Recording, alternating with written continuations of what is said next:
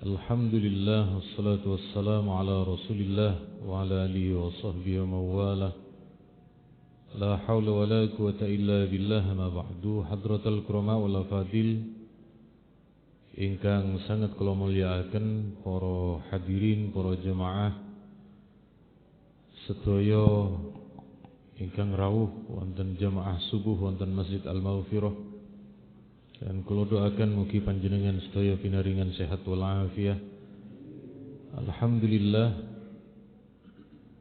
keranten enjing menika kula kali panjenengan berada di akhir bulan menjelang Ramadan, maka kula akan menyampaikan beberapa hal terkait dengan tuntunan yang berkaitan dengan menjelang Ramadan ataupun yang ada di bulan Sya'ban. Niki ada satu kewajiban kula kali panjenengan. Kalau Ramadan kemarin ada yang sakit, Ramadan kemarin ada yang bepergian jauh sehingga kemudian meninggalkan puasa, untuk mengqadha di bulan niki. Sayyidah Aisyah, istri Rasulullah, beliau berkata, "Kana yakunu alayya shaum Ramadan." Saya punya hutang Ramadan seperti perempuan pada umumnya. Fama astati'u an aqdiyahu illa fi Sya'ban. Saya tidak mampu mengqadha kecuali di bulan Sya'ban. Terus umpami di bulan Ramadan kemarin ada yang punya hutang 2-3 hari, ini kita sik nututi. Atau panjenengan ingatkan mungkin ada anak istri perempuan, anak perempuan kita, istri kita niku juga diingatkan untuk mengqadha di bulan Sya'ban. Kecuali menawi sampun sepuh karena sudah tidak mampu berpuasa. Dokter sampun dawuh, ini kalau Anda berpuasa tambah parah penyakitnya, maka cekap dengan membayar fidyah. Insyaallah seputar masalah fidyah mangke mawon di bulan Ramadan. Kemudian niki anjurannya di bulan Sya'ban niki, walamma kana Sya'ban kal muqaddimati li Ramadan syuri'a fihi ma yushra'u fi Ramadan. Sya'ban niku pintu masuk menuju bulan Ramadan. Sya'ban niku maka kemudian dan riwayat para ulama kita diantaranya Imam Ibnu Rajab niki, apa yang disyariatkan di bulan Ramadan niku juga dianjurkan untuk dilakukan selama di bulan Sya'ban. Contoh ten mriki mangke akan kula sampaikan hadis terkait dengan anjuran berpuasa di bulan Sya'ban. Kemudian di bulan Ramadan niku juga ada anjuran bertadarus membaca Al-Qur'an. Hari ini kula kali panjenengan di bulan Sya'ban sampun mengawali, sampun membiasakan, sampun kemudian melatih membiasakan membaca Al-Qur'an. Niki terkait dengan tadarus tadarus atau membaca Al-Qur'an, niki dalilnya wonten ten kitab Sahih Bukhari. Ten hadis niki kata Ibnu Abbas, Nabi adalah orang yang paling dermawan. Kedermawanan Nabi niku paling terlihat ketika bulan Ramadan. Nabi niku nek bulan Ramadan selalu sae kepada sinten mawon. Apunten boten kula terjemah niki, tapi langsung ten mriki. Lalu kemudian kata beliau, kata sahabat Ibnu Abbas, Rasulullah kalau di bulan Ramadan Jibril datang kepada Rasulullah setiap malam. Lalu kemudian Nabi dengan malaikat Jibril bergantian saling membacakan dan saling mendengarkan. Niku tiap Ramadan sampai Rasulullah wafat. Berdasarkan keterangan hadis niki, niku peletakan Al-Qur'an niku sampun sesuai dengan yang diarahkan oleh malaikat Jibril. Surat ini letaknya sesudah ini, ayat ini berkumpul dengan ayat niki. Kenapa?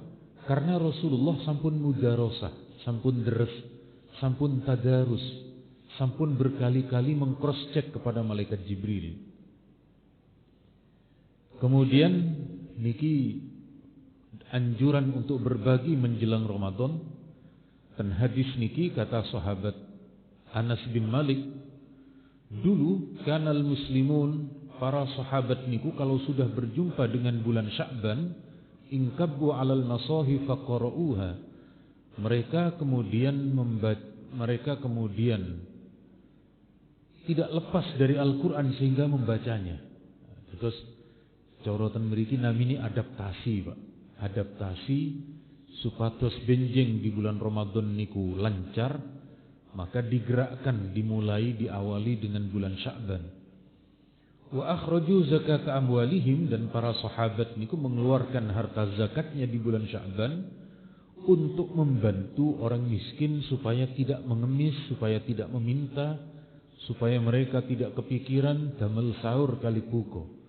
Sebab sampun diberi bantuan zakat yang kemudian kula kali panjenengan menyebutnya dengan istilah zakat harta. Sekedap kula ingin menjelaskan napa mawon objek zakat niku. Terus objek zakat niku ada 8 nggih, ada 8 harta jenis zakat. Niki nggih kapan-kapan mawon kula jelaskan, niki namung globali mawon. Mungkin ada di antara panjenengan yang menjadi pebisnis, yang niku sampun kelas agen ataupun distributor, niku kenging zakat. Kula riyen dulu pernah kula niku meracang kecil-kecilan, setelah kula kalkulasi 1 tahun tidak sampai mencapai batas minimal zakat, Pak. Kecuali kalau panjenengan bisnis kecil-kecilan yang besar, nopo? Misalnya jual batu permata, jual batu permata niku lak cilik-cilik niku, tapi lak gede niku. Atau menjual cincin emas anting niku lak cilik-cilik niku. Atau enten teman kula niku menjual akik, Pak, jual beli akik ngoten. Nggih ada zakatnya, wong niku nopo besar niku penghasilannya. Terus kula dari teman yang menjual akik niku kemudian kula menyadari bahwa ada batu yang lebih besar tetapi harganya dianggap kecil, yakni batu cor-coran, Pak, batu kali barang ini. Niku lak gede niku nggih, secara batu, secara kuantiti kan ageng, tapi harganya kecil. Terus enten watu akik, Pak, bentuknya kecil, tetapi karena ada nilai, karena ada motif di dalamnya menjadi mahal.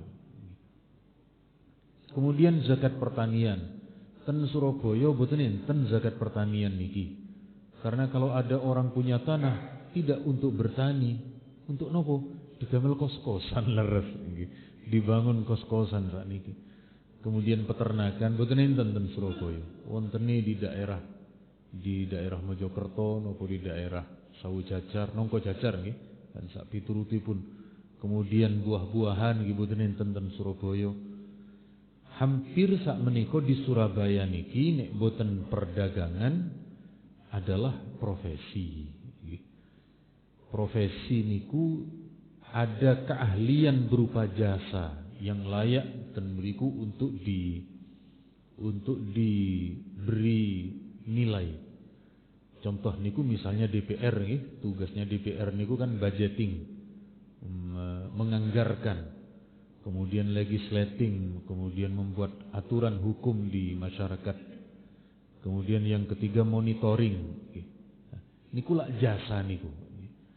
Jasa sehingga kemudian mereka niki mendapatkan gaji, mendapatkan keuntungan dari pekerjaannya niku yang setara dengan orang berbisnis berdagang. Maka dalam fatwa MUI niki dikenakan zakat, Pak. Dikenakan zakat. Tapi niki penjelasannya panjang niki. Maka kula kali panjenengan hanya sepintas mawon. Kemudian berikutnya kula kali panjenengan nanti tetap nggih secara dalil kula kali panjenengan menunggu sidang ru'yah. Dan kita kemudian sangat menghormati terjadinya perbedaan karena menggunakan ilmu hisab.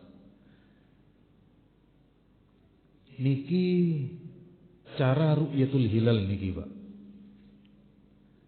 Yang besar niki teropong nggih. Hilalnya yang mana niki, Pak? Nggih nek tasik kesulitan mencari nggih, tasik bingung sami kali kula, Pak. Hilal niku niki, Pak, cumleret kecil niki, Pak. Ketinggal napa boten, Pak? Nah, nek ketinggal berarti mripate sampun boten masalah nggih. Nek ketinggal berarti hubungi dokter spesialis mata. Allahumma sholli ala Muhammad. Nek kula tasik nggih, alhamdulillah tasik. Niki. Niki hilal kemunculannya niki sangat tipis, Pak. Kecil. Niku nek boten tiang sing tipis angel niku, Pak. Sekali lagi para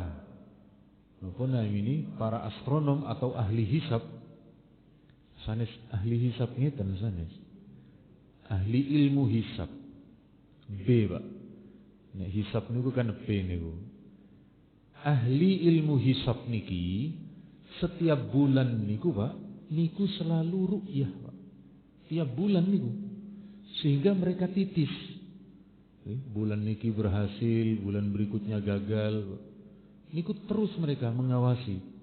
Begitu Ramadan, mereka sampun titis niku. Sampun mengetahui. Terus di Jawa Timur niki tempat paling strategis bukan tempat yang paling tinggi, bukan. Ten Surabaya niki enten apartemen paling tinggi, Pak. Pernah dilakukan uji coba, boten berhasil. Terus ten Gresik niku enten bukit tidak seberapa tinggi, nama bukitnya Condrodipo, berhasil. Lho kok sakit lebih tinggi gagal, lebih rendah berhasil. Bukan soal tinggi rendahnya, soal objek pandangan ke arah ufuk barat. Nek ten Surabaya ningali ten Kulon niku kathah pabrik, kathah lampu, Pak. Sehingga kemudian angel niteni niku angel. Tapi nek Condrodipo niku ketika berada di atas ketinggian, objek pandangan ke barat niku strategis. Hampir ketika di Indonesia niki berhasil hilal, niku ten Condrodipo mriku, ten Gresik. Niku sekali lagi soal strategis tempatnya. Menara Al-Akbar juga gagal. Napa malih ten Kenjeran, Pak. Ten Kenjeran niku nek ru'yah kula kuwatir terganggu dengan orang-orang yang mandi di pantainya niku. Terus sekali lagi niki cumleret niki. Niki kalau yang kemudian lebih tinggi, posisi hilalnya lebih tinggi niku lebih mudah untuk dideteksi, untuk dilihat. Nah, ilmu hisab niki, Pak, saged mengetahui sinten sing bohong kali boten, Pak. Ada orang ngaku, saya melihat hilal, lalu diambil sumpahnya. Di mana Anda melihat hilal? Saya melihat agak miring ke utara. Padahal miturut ilmu hisab, hilal niku ada di sisi selatan. Bohong, boten saged niku. Niku nate riyen ketika tahun pinten kula supe riyen, enten seseorang mengaku melihat hilal ten TV niku, Pak. Pun di kantor Kemenak niku siaran. Terus enten saking lapan nggih Prof Thomas Jamaluddin. Langsung, Pak, bohong orang itu melihat hilal. Sebab nopo? Secara ilmu niku di bawah 1 derajat. Tidak dimungkinkan. Kalaupun dia melihat niku bukan hilal. Nopo enten kapal lewat, nopo enten pantulan cahaya saking pundi, yang jelas bukan hilal. Kalau dia mengaku melihat, giniku kita husnudzonnya mungkin selain hilal. Gini kumawon, nopo misalnya enten iwak mengebas air laut terus naik ke permukaan misalnya. Ngamini boleh jadi orang itu jujur tetapi bukan hilal yang dilihat. kula kali panjenengan terkait niki sumu li ru'yatih wa aftiru li ru'yatih. Berpuasalah ketika kemudian berhasil melihat hilal dan akhiri puasa, batalkan puasa setelah berhasil melihat hilal. Kalau kemudian ditutup mendung, maka kemudian sempurnakan Sya'ban menjadi 30 hari. Kemudian niki yang menjadi dalil pijakan bagi sebagian ulama yang memperbolehkan ilmu hisab. Fa in ughmiya alaikum, kalau kemudian tertutup awan, hilal niku tidak bisa dilihat. Dari hadis niki ada yang membaca faqdurulah, maka kira-kirakanlah. Nah, mengira-ngira keberadaan hilal niku menggunakan ilmu hisab. Cuma sekali lagi, menurut para ulama kita, kalau tertutup oleh awan, niku digenapkan 30 hari.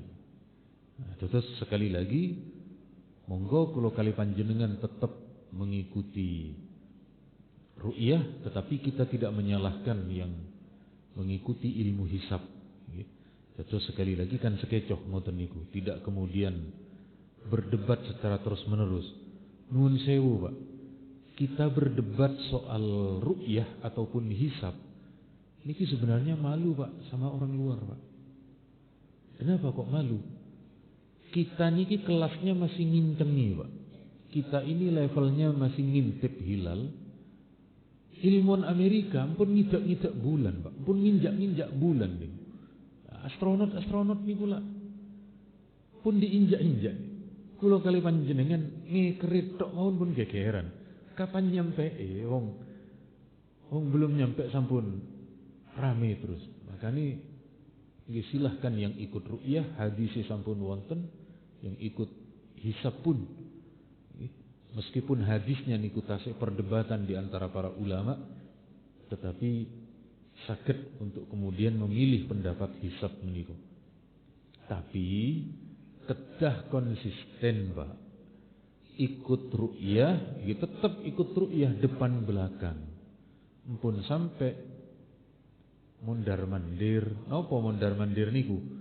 Poso melok sing paling keri, riyo ya melok sing paling ngarep. Akhirnya posone 28 dinten, Pak. 28 hari. Nabi boten nate poso 28 hari boten enten. Kenapa? Karena niki wonten ten hadis niku, ten hadis niki dijelaskan ten mriki yang namanya bulan niki bahwa marratan tis'ina marrah marratan tis'ata wa ishrin wa marratan salasit. Hitungan satu bulan di dalam kalender Hijriyah niku cuma 2. Nek boten 29 tigang doso. Niki yang kula kali panjenengan menjadi patokan. Terus nek posone 28 hari melok sinten niku. Terus monggo silahkan konsisten tetap hisab, ru'yah nggih ru'yah. Sami-sami benarnya. Nek kalender Masehi kan enten sing 31, enten sing 28. Boten napa namine macam-macam, tapi nek ten kalender bulan, kalender Hijri niku menggunakan hitungan bulan adalah 29 atau 30 hari. Pun kemudian kula kali panjenengan di bulan Sya'ban niki enten satu malam yang dikenal dengan istilah nisfu Sya'ban. Kita mengkajinya secara ilmiah, secara dalil, secara riwayat dari ulama. Niki dalil terkait dengan kesahihan hadis nisfu Sya'ban. Biasanya, Pak, mangke menjelang nisfu Sya'ban niku akan banyak orang mengedarkan di HP, di WA, medsos bahwa nisfu Sya'ban niku hadisnya palsu. Sing ditulis kali sing disebar niku betul hadisnya palsu. Tapi hadis sing sahih tidak ditampilkan. Nah niki lak boten pareng niki. Niki cara kejujuran ilmiah kirang objektif. Kalau memang tidak mau dengan amalan nisfu Sya'ban silahkan, tetapi letakkan sesuai dengan amanah ilmiahnya. Kalau memang ada yang sahih, bilang ada yang sahih, dan katakan misalnya ini meskipun hadisnya sahih kami tidak mengamalkan. Niku langkung sae daripada bilang tidak ada hadis sahih tentang nisfu Sya'ban.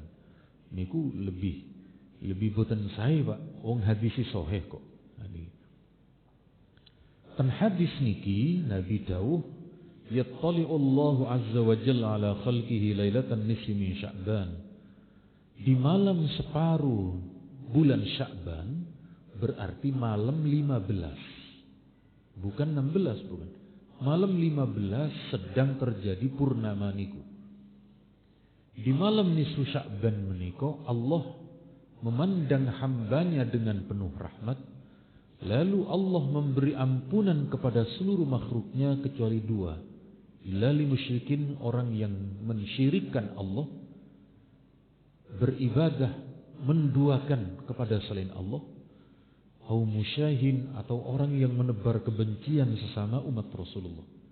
Hadis niki Pak terdapat dalam riwayat Tabrani, terdapat dalam riwayat Imam Al-Baihaqi, Imam Ibnu Hibban, Imam Ibnu Majah, dan beberapa imam yang lain. Sampai niki, kalau mungkin ada di antara panjenengan yang sering mengikuti pendapatnya Syekh Albani, ulama salafi saking Jordan meniko, beliau pun mengatakan hadis nisfu Sya'ban niki sahih. Boten dhaif, boten palsu. Wonten memang, tapi bukan yang ini. Wonten niku beberapa hadis yang lain. Kula paringi contoh nih, kula paringi contoh yang oleh beliau dikatakan sebagai hadis maudhu, hadis palsu, lalu kemudian oleh para pengikutnya disebarkan. Kula paringi contoh supados apa namanya sami sumerep Pak. Niki aplikasi offline niki nggih. Aplikasi offline niku kalau kemudian ada kesalahan satu huruf niku boten medal Pak. Kita ambil yang di sini. Ini.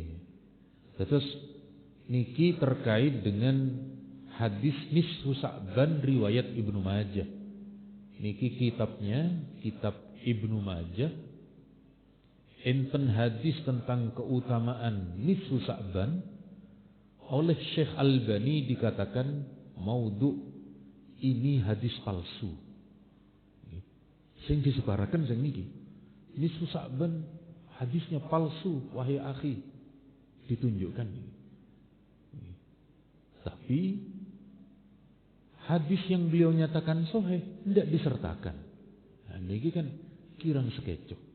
Kalau memang tidak mau dengan amalan saudara kita, nggih pun boten nusah napa namini menjelekkan, lawang ternyata semakin menunjukkan bahwa hadis niku banyak yang tidak dia ketahui.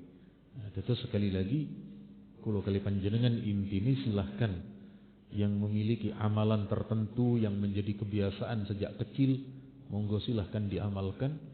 Atau yang tidak biasa, monggo boten masalah.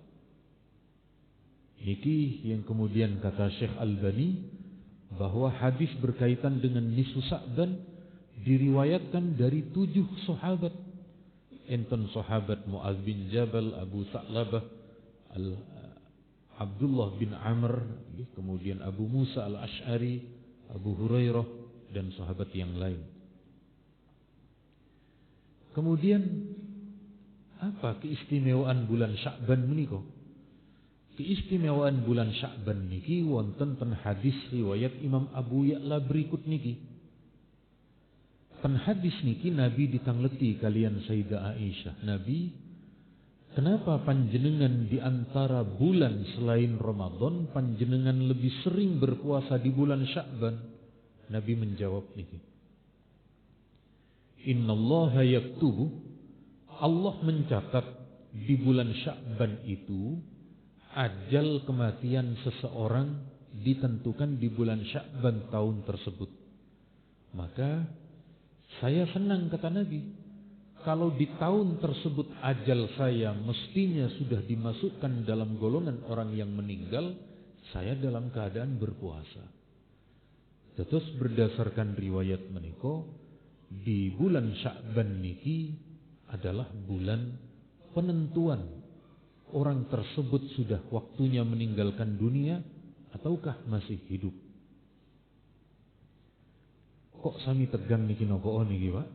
Napa keranten boten penak isu-isu bahas ajal. Sepindah malih kula doakan mugi sedaya pinaringan sehat lan panjang umur nggih. Nah, mangkane oleh karenanya ada sebagian para kiai kita niku nek di bulan Sya'ban pada malam nisfu Sya'ban niku minta panjang umur, Pak. Di antara doanya niku minta panjang umur. Kalau memang sudah waktunya berakhir, minta husnul khotimah. Husnul khotimah niku bahasa Inggrisnya, Pak, happy ending, Pak. Napa happy ending niku?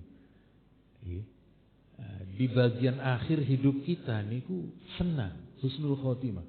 Saya bukan su'ul khotimah, bukan mati dalam keadaan buruk, naudzubillah. Terus sekali lagi, niki riwayatnya kata Al-Hafidh Al-Haythami di dalam perawi bernama Muslim bin Khalid Az-Zanji. Beliau niki ternyata gurunya Imam Syafi'i, sehingga oleh para ulama ada yang mengatakan hadis niki adalah hadis hasan. Kemudian niku hadis Nabi, Pak. Berikutnya inggih menika di kalangan sahabat. Di kalangan sahabat saat niku ada dua sahabat sedang bepergian, yakni Wasilah bin Asqa dan Ja'far bin Abi Thalib, sepupu Nabi, putranya Abu Thalib, adiknya Sayyidina Ali. Kedua sahabat niki, Pak, sedang perjalanan saking Madinah ke Damaskus, Suriah, tepat malam purnama di bulan Sya'ban. Lalu kata Abdullah bin Ja'far niki, Abdullah bin Ja'far niku sepupu yang lain, sepupu yang lain. Kata Abdullah, wahai putra Asqa, betapa indah malam ini dan betapa bersinarnya rembulan. Lalu kata Wasilah niki, Wasilah bin Asqa, wahai sepupu Nabi, malam ini adalah malam nisfu Sya'ban, malam yang agung dan malam yang diberkahi. Terus para sahabat niku semerep, Pak.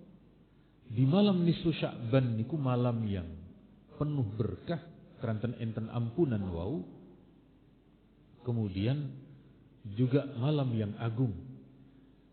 Kata beliau, kata Wasilah, di malam ini Allah menentukan takdir seseorang, Allah menentukan rezekinya, Allah kemudian mengampuni dosa dan kesalahan lan sak piturutipun. Kula riyen di malam nisfu Sya'ban niki, Pak, keranten kula gadah utang sing rotok gede. Panjenengan utangnya gede sedaya napa cilik-cilik, Pak? Nggih, kondisional. Nggih. Terus kula pernah punya hutang karena membeli rumah. Nah, niku di tiap malam nisfu Sya'ban kula niku donga, ya Allah, berilah kekuatan kepada kami untuk melunasi hutang. Nisfu Sya'ban pertama dereng enten tanda-tanda niku. Nisfu Sya'ban kedua dereng enten tanda-tanda niku. Sampai 3 kali nisfu Sya'ban niku kula minta niku terus kepada Allah. Di samping kita tetap meminta keteguhan iman, tapi yang dominasi di dalam doa niku minta pelunasan hutang. Alhamdulillah, hutang yang semestinya niku 15 tahun kemudian hanya sekitar 5 tahun. 5 tahun niku kalian Allah diberi kemudahan untuk melunasi. Terus bojo kula niki nek gak ndang dilunasi, wayahe mantu sik gadah hutang mangke. Akhirnya kemudian nggih tetep, Pak. Tetep niku nggih napa namine rekoso niku tetep, artinya nggih jangan napa jangan gonta-ganti, maupo jangan gonta. Enten yang ditahan ten beriku. Enten yang ditahan terus disertai dengan doa, kalian Allah akhirnya diberi jalan. Kemudian kata beliau, kata Abdullah bin Ja'far, malam ini kita sedang perjalanan yang lebih mulia, yakni jihad. Berarti niki di masanya Sayyidina Umar. Sebab penaklukan di negeri Syam, saat niki namanya Damaskus niku terjadi di masanya Sayyidina Umar. Terus di masa Nabi memang belum ditemukan Pak. Nabi ngejak kumpul-kumpul bareng dereng wonten niku.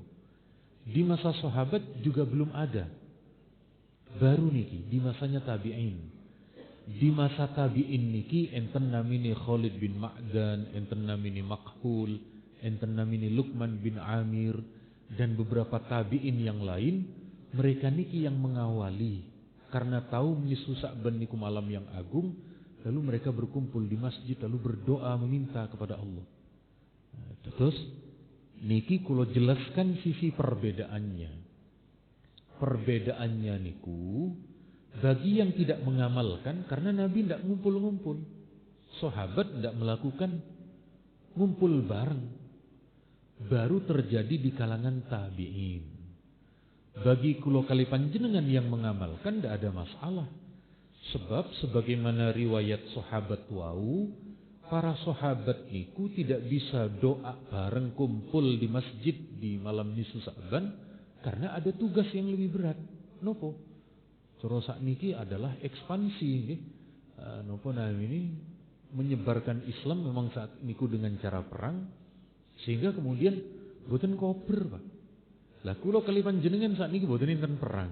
Kula kali panjenengan nggih boten enten macam-macam. Maka sekali lagi menjalankan malam nisfu Sa'ban niku meskipun tidak dilakukan di masa sahabat tetapi enten hadisnya. Ketika sampun wonten hadisnya kenging boleh untuk diamalkan. Kok redi tegang malih niki napa? Supados boten tegang monggo kita dalami melalui tanya jawab mawon. Monggo saya persilahkan enten yang ingin ditanyakan kalian panjenengan, saya persilahkan.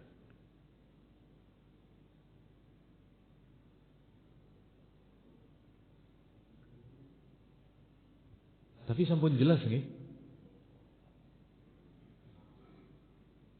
Mangke PowerPoint ini insyaallah kulo bagikan mangke.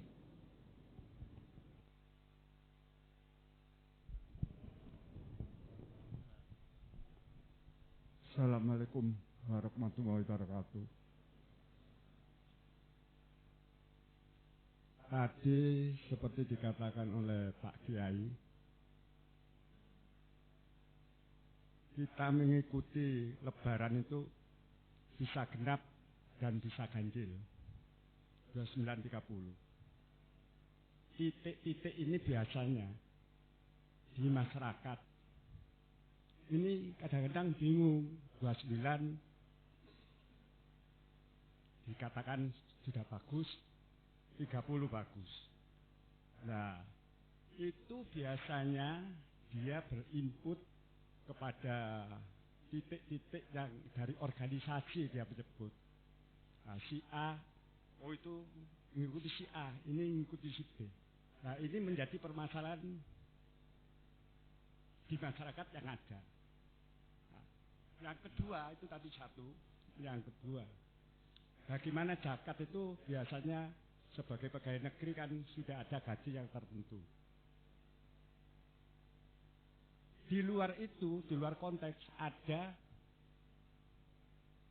yang perlu dizakatkan. Tapi hasil dari uang yang tidak pasti itu biasanya dari uang-uang gimana ya, kita tidak bisa menyebutkan, tapi ngumpul banyak.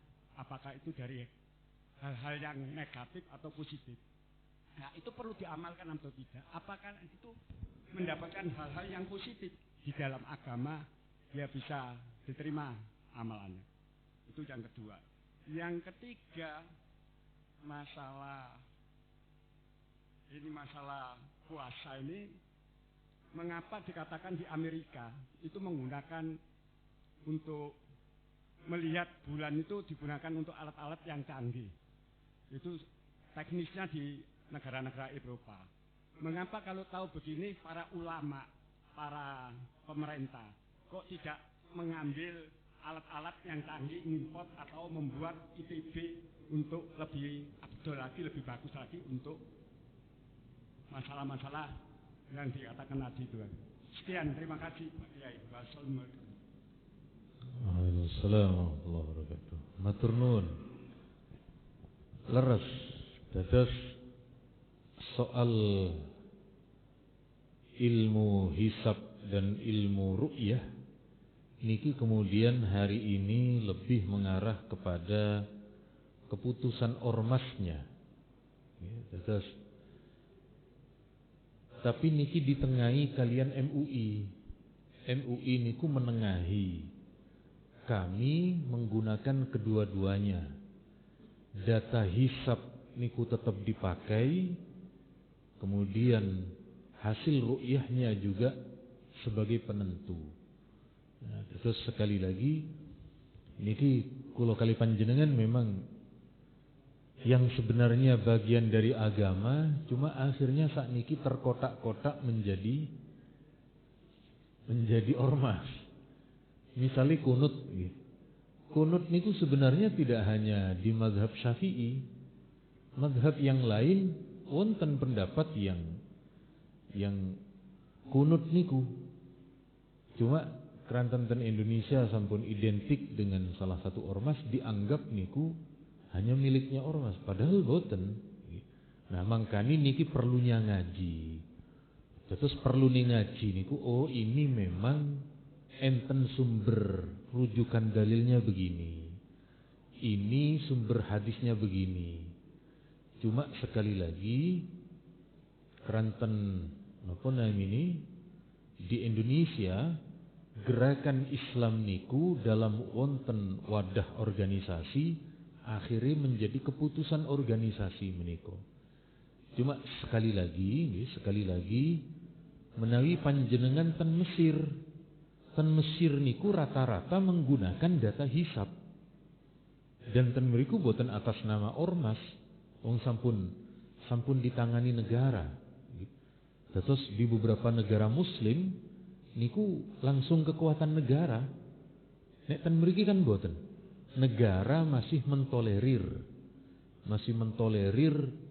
tiyang sing poso nganggo ru'yah, poso nganggo hisab, sampai mentolerir puasa yang pakai gelombang pasang air laut niku lho. Kan wonten niku ten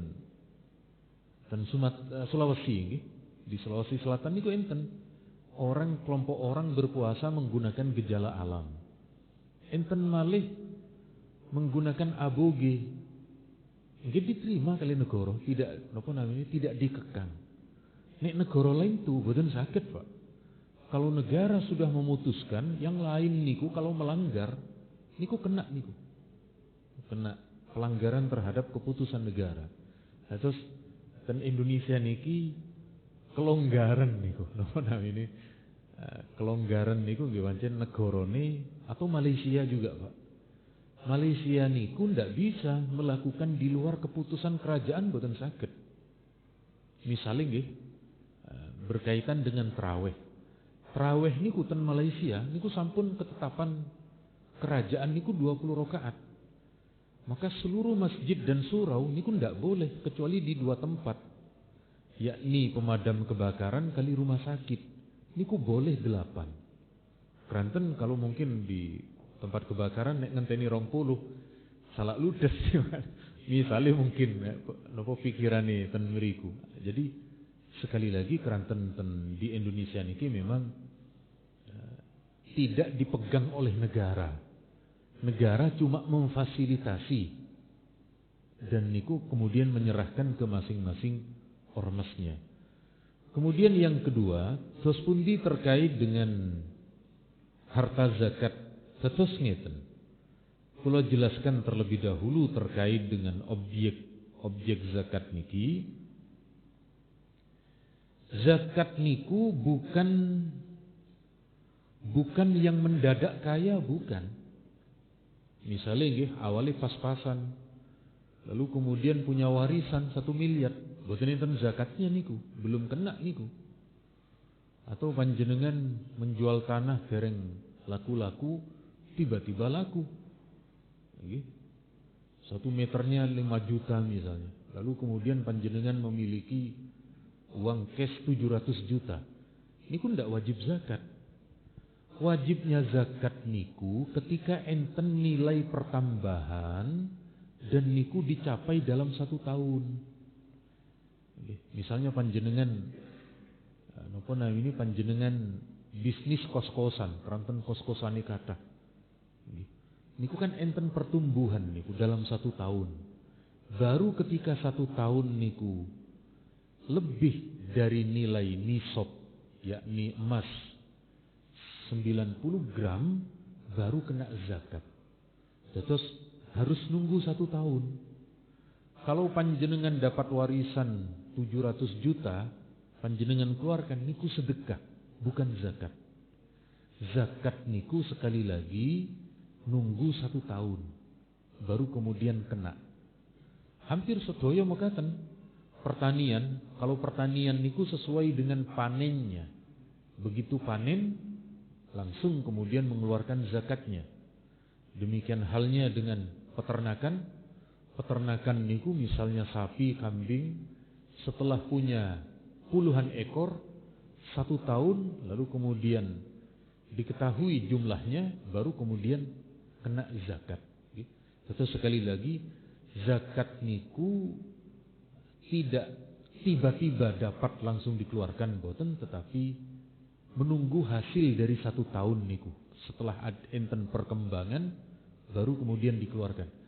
Makanya zakat niku salah satu maknanya keranten ada pertumbuhan, keranten ada kenaikan hasil dari yang telah dicapai. Kemudian, apakah kalau didapat dengan cara hasil negatif, kemudian boleh untuk dizakatkan ataupun disedekahkan? Tetes ngeten. Enten satu hadis mekaten, enten satu riwayat hadis niki terdapat dalam riwayat Imam Bukhari wonten dan riwayat Imam Muslim juga wonten. Tetes ngeten. Niki. Innallaha thayyib, Allah niku maha baik. La yaqbalu illa thayyiban, dan Allah tidak menerima kecuali sesuatu yang baik. Tetes ngeten. Niki memang agak napa namine agak sedikit mendalam niki. Kula jelasaken ngeten nggih. Ibadah niku ada 2 sudut pandang, Pak. Pindah malih, ibadah niku ada 2 sudut pandang. Pertama, sudut pandang fikih. Sudut pandang fikih niku aspek lahiriahnya, sah atau tidaknya. Lalu yang kedua aspek batin. Aspek batin niki corotan mriki namine estetika, Pak. Kula paringi contoh ngeten. Kalau panjenengan salat, sarungnya sampun suci, pakaiannya sampun suci, lalu kemudian panjenengan berwudu, lah sah niku. Salatnya secara fikih sah. Tetapi secara estetika, kalau bajunya niku hasil mencuri, meskipun sah, Allah tidak berkenan menerima. Kenapa? Pakaiannya hasil mencuri. Nah, umpami tiang, ada orang dapat merampok, mencuri, lalu dibuat sedekah. Secara fikih niku sedekah. Tetapi Allah tidak berkenan menerima karena yang disedekahkan bukan miliknya. Atau mekaten, orang yang berangkat haji umroh dengan hasil uang curian, secara fikih sah niku. Wong tawaf nggih tetap tawaf, pakaian ihram tetap pakaian ihram. Tapi ketika yang dibayarkan niku adalah uang hasil mencuri, niku yang nilai estetikanya tidak ada. Nah, Allah tidak menerima sing ngoten niku. Allah tidak menerima sing bagian estetika, sing bagian terdalam. Maka niku lo kali panjenengan nek ibadah niki, aspek fisik tetap harus dilakukan, kedah bersuci, kedah rapi, tetapi ikhlas niku juga perlu. Tulus kepada Allah, tidak pamer kepada manusia juga harus. Nah, terus sekali lagi, orang yang kemudian bersedekah dengan cara yang tidak halal, niku dari sisi pahala Allah tidak menerimanya. Meskipun secara fisik niku sah. Contoh sing paling gampang sing ngeten niki nggih. Contoh sing paling gampang niku, Pak. Ketika kemarin ada seorang nenek mencuri kayu. Tapi kemudian dipidana kan kena hukuman niku. Nek secara hukum benar, secara estetika tidak layak. Maka kemudian rasa kemanusiaannya yang perlu didahulukan. Lawang nenek niku mengambil kayu meskipun salah secara hukum, tetapi kan bukan untuk dijual meraih kekayaan, tapi untuk dimasak. Sehingga rasa kemanusiaan estetikanya niku kali hakim dibebaskan. Meskipun secara hukum salah. Nah, enten dua sudut pandang ngoten niku. Nah, sama halnya ten mriki enten dua sudut pandang, tapi nek ibadah kula kali panjenengan napa namine kula kali panjenengan kedua-duanya aspek lahiriah dan batiniahnya juga dipenuhi. Kemudian yang ketiga masih soal napa namine masih soal berkaitan dengan ru'yah dan juga berpuasa terkait dengan menika. Intinya kula kali panjenengan gene didasari oleh ilmu, kula kali panjenengan kemudian akan tahu dan tidak mudah menyalahkan. Oh nek ngeten berarti ilmunya saudara saya mengamalkan ini dan seterusnya. Matur nuwun. Monggo mungkin enten satu pertanyaan lagi untuk menuju isyraq supaya saged salat isyraq. Monggo saya persilahkan.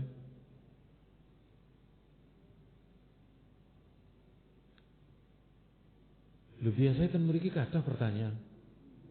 Nuko keranten wau nyinggung ajal niku nggih terus boten penak. Oh nggih monggo nuwun sewu paling belakang. Abah paling belakang menika. Nek kula dereng poso monggo dipun anu mawon. Monggo.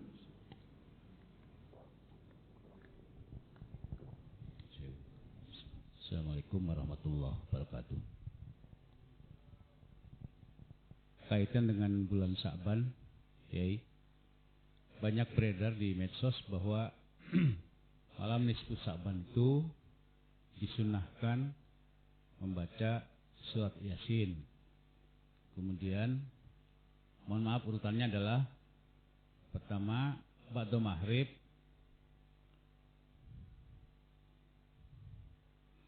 sholat 2 rakaat,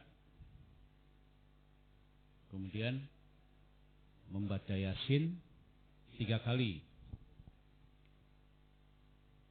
Yasin pertama berdoa panjangan umur, Yasin kedua berdoa mohon rezeki, Yasin ketiga mohon tapan iman dan Islam. Itu bagaimana dengan dalilnya? Sebab masih banyak masyarakat menjalankan itu karena kebiasaan. Mungkin di forum ini Ustadz bisa menjelaskan dalil-dalilnya seperti itu. Apakah memang ada anjuran seperti itu? Hanya itu Ustadz, matur nuwun. Assalamualaikum warahmatullahi wabarakatuh. Assalamualaikum. Matur nuwun. Kita lihat terlebih dahulu tentang soal ajal, soal rezeki. Niku enten riwayat dari sahabat. Sahabat sampun meriwayatkan itu. Maka kula kali panjenengan andaikan di malam nisfu Sya'ban minta rezeki, monggo. Minta panjang umur sehat wal afiah, sampun sesuai. Sampun sesuai dari sisi niat. Dari sisi niat pun enten sumbernya dari para sahabat. Dan tidak mungkin sahabat niku ngarang-ngarang piyambak, boten mungkin. Sahabat berpendapat sendiri boten mungkin. Berarti sampun sami semerep. Karena niki juga diketahui oleh sahabat yang lain. Cuma tos pundi dengan yasinnya. Nah niki terkait dengan pembacaan yasin, terkait dengan pembacaan yasin niku mekaten. Niki enten, nah niki penjelasan nih.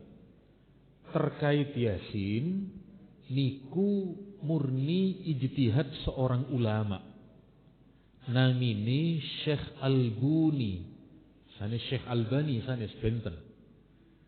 Syekh Al-Buni niku di dalam salah satu kitabnya kata beliau, kalau beliau niku berdoa dengan terlebih dahulu membaca surat Yasin, kata beliau Allah biasanya mengabulkan.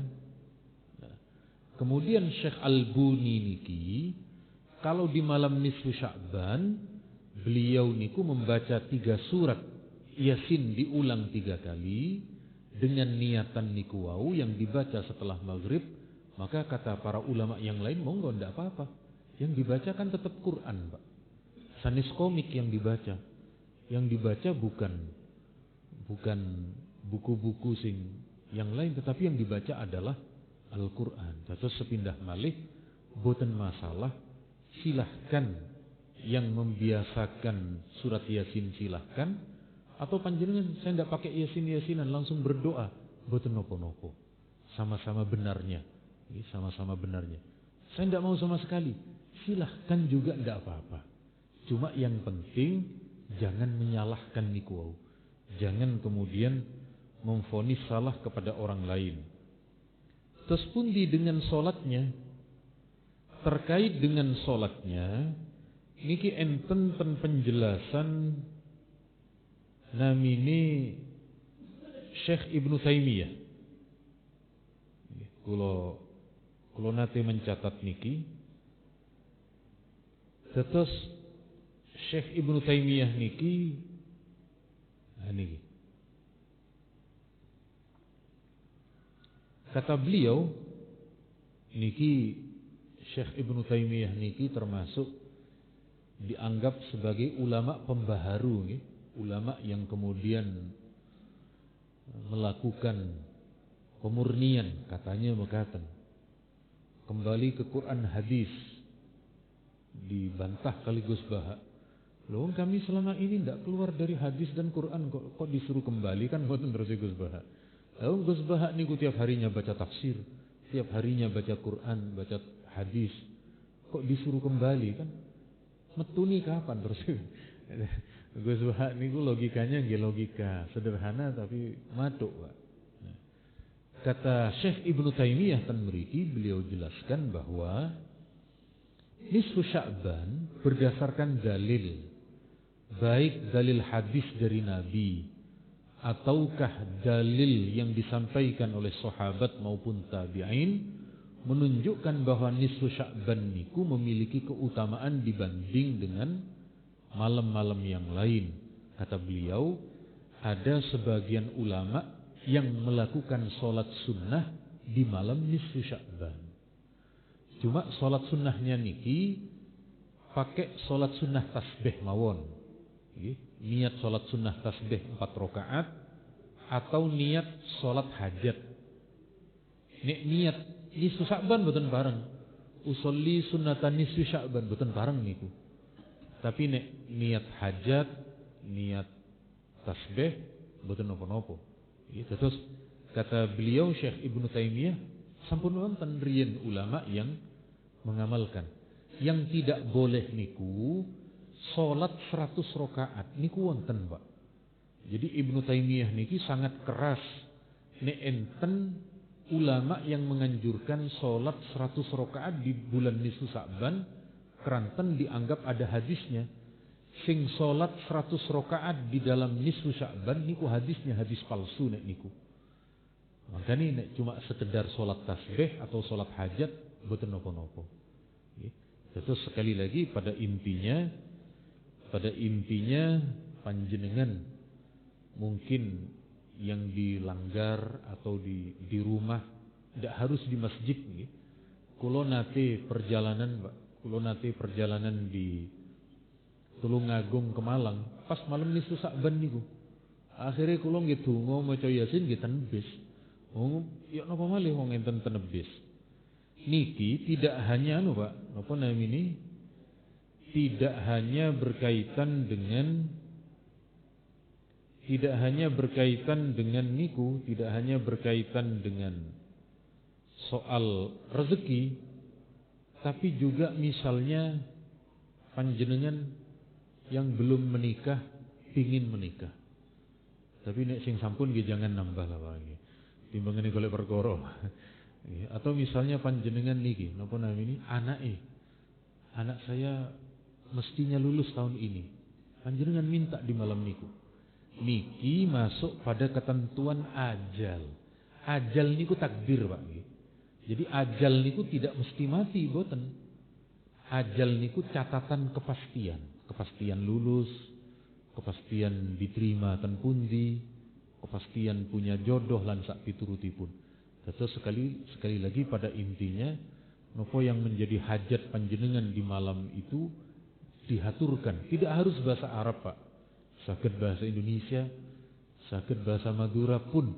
Jangan dikira malaikat niku gak ngerti Madura Pak. Meskipun ndak ngerti nggih tetep paham. Oh iki maksudnya ngene. Insyaallah samara Pak. Saking kula cekap semanten keranten sampun siang. Kula doakan keranten niki sampun di bulan Sya'ban.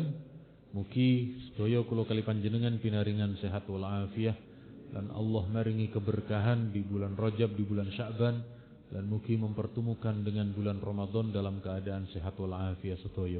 Amin Allahumma amin. Cekap semanten. Subhanakallah bihamdika asyhadu an la ilaha illa anta astaghfiruka wa atubu ilaik. Nyunaken pangapunten. Wassalamualaikum warahmatullahi wabarakatuh.